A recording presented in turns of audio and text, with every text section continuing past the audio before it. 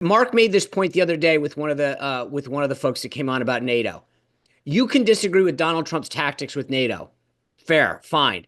But the bottom line is NATO countries would not be putting in more to their own national defense if it wasn't for Donald Trump. Full stop. That's a fact. And so you can, like I said, I get that people disagree sometimes with his tactic, but he's getting results. And if you don't understand the point Sean just made, you don't understand what's going on with MAGA and why Donald Trump's won 2 out of 3 presidential elections. Yep. You may feel the disruption's not worth it. You may feel like you're not going to build stuff in America no matter what happens because the pain's going to be too great before factories actually get built. You may think that the Europeans and the others aren't going to cave and it's going to be ugly. You may think all that, but you can't ignore what John said because it's what's driving this. The status quo and the current trajectory is untenable. By the way, I will say this to your point, Mark.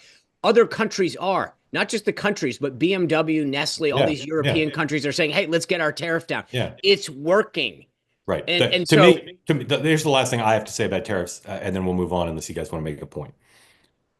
Everybody in the establishment thinks he's going to take off ramps. Everybody thinks that, right?